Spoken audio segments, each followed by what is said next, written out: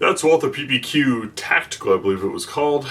The reason why it's significant to me today, I mean, it's PPQ with the threaded barrel, and it was red dot ready, is it was the first gun, I believe, I handled that I ever put a dot on, and became the start of me learning about using dots. Now, I've said a lot of downfalls to dots, but one of the big strong points that I think is significant, and I have a story for this, is that it's target focused shooting. That when you point and are looking at a target with a dot, you are able to focus your eye on the target, not the dot. And ironically, as bad as dots are for carry, for all of the reasons that I've outlined in articles and things, all the failures I've experienced where having a dot might have cost my life if I was in a confrontation at that moment versus irons. The target focused shooting, I think, is something that people need to be really aware of. And story time, I don't do this much, but I do have a story from my days in Afghanistan about being target focused. So if you guys don't like reality and the nastier things of life, go ahead and tune out now. Otherwise, get ready for a war story. Something I don't typically do, but I was thinking about this last night, and it really is evident to how important the ability to shoot target focused can be. Almost 20 years ago, Afghanistan 2005, my team and I were riding along with some infantry in open top Humvees, because that's the way things were back then, and hit a far ambush. Far ambush meaning the people were at distance. We were driving along a road. There was a village to our left and a mountain hills on the far side of that village. They shot at us from there. Not going into tons of details as to how it all happened, but I do remember a lot of it very vividly.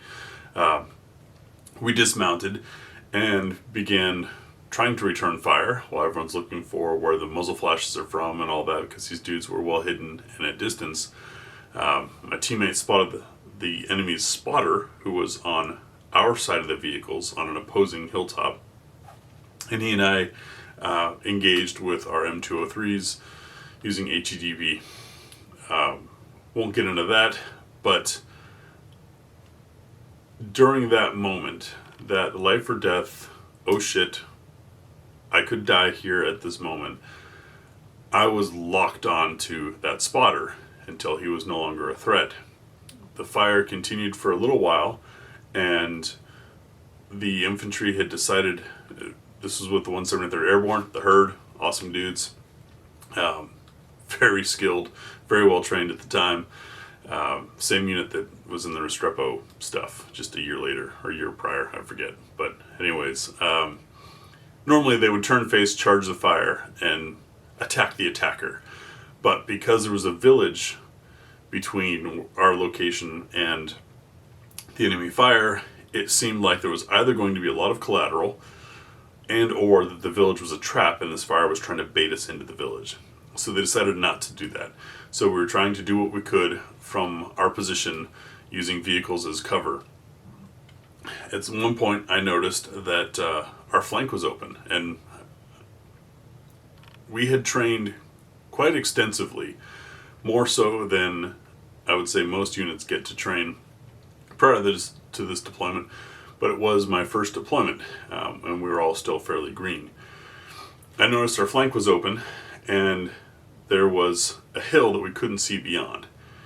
And so my thought was, well, if they're shooting at us from there, and the spotter was up there, why wouldn't they make this an L-shaped ambush and be smart about it? Because that's a very effective ambush. So I began doing 3 to 5 second rushes, low crawling, etc., out from behind the vehicles to get a line of sight over that hill to see what was waiting for us beyond, further down our path of travel. And darted, got somewhere, still couldn't see. Darted, dropped down, still couldn't see. Crawling, still can't quite see. And I was locked onto, at this point, my target, my threat as I perceived it, just as any of us would we be attacked. This is the value of dots that I'm talking about here. Is chances are, unless you've got a lot of discipline and a lot of training and can get into a reflexive mode where it's just happening without thought, more on that in a bit, it's easy to get locked onto what the threat is. And for me, it's whatever I can't see beyond this hill.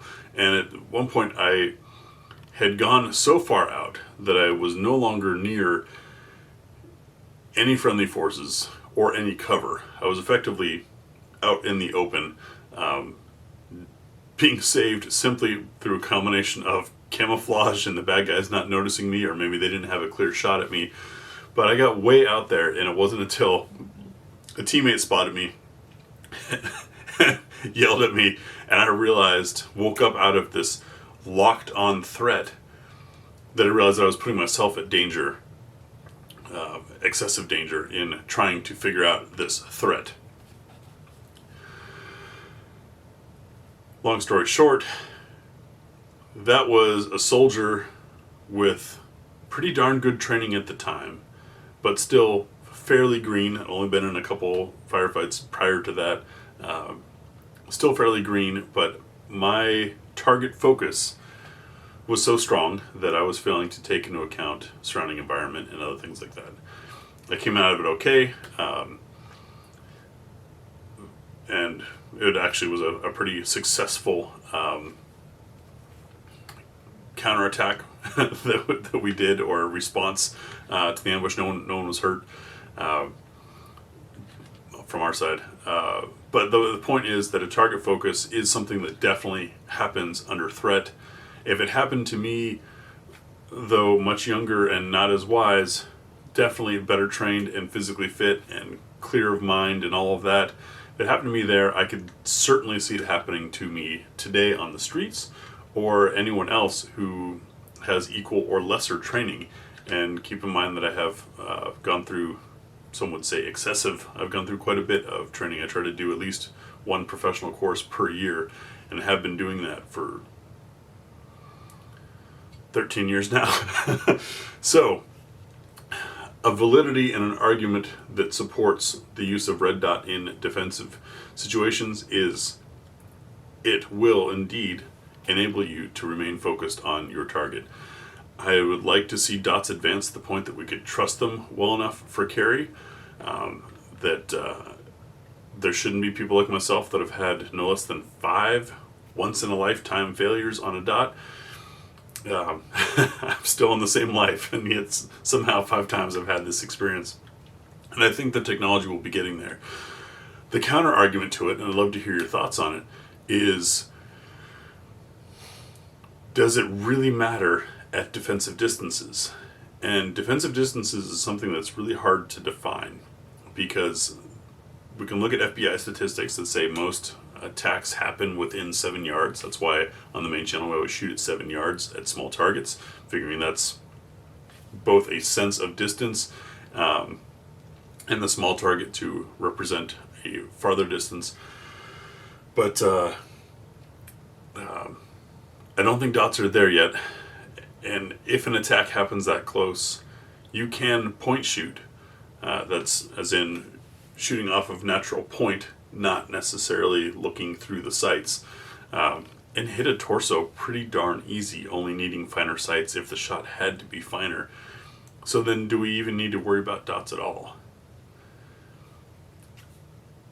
I think they're great on the range. I think they're awesome for competitors. They're great for learning to shoot, taking away the complexity of sights. They can make average shooters shoot better, but for carry, I currently don't trust them. I'd love to hear your thoughts on this, and a little funny story after this. Anyways, that's GBGuns Armory, a little bit different today. Thoughts all triggered by the Walther PPQ Tactical, threaded barrel and dot ready. It's discontinued. It's an older gun, but it was the first gun I had that had a dot on it, and it started me on my dot journey. I'm curious to hear what the first dot gun was that you guys had as well.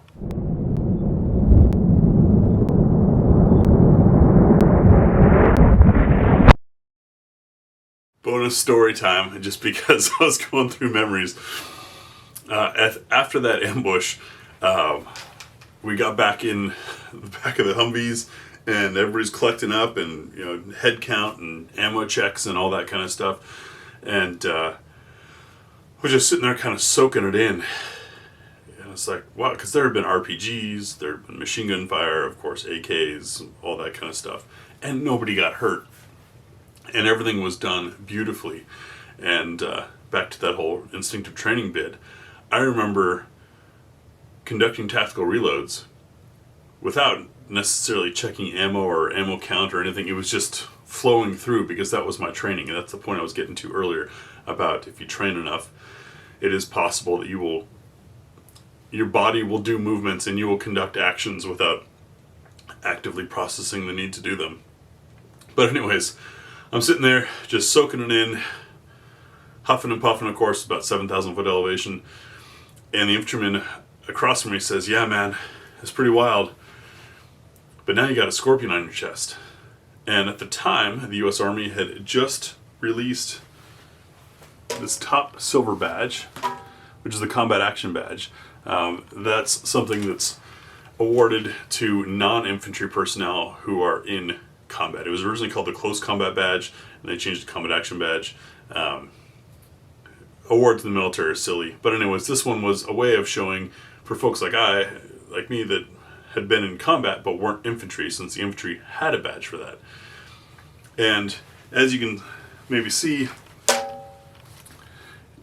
it's got, because of the wreath around it, when it's embroidered, which is what was worn at the time on uniform, it looked kind of like a scorpion.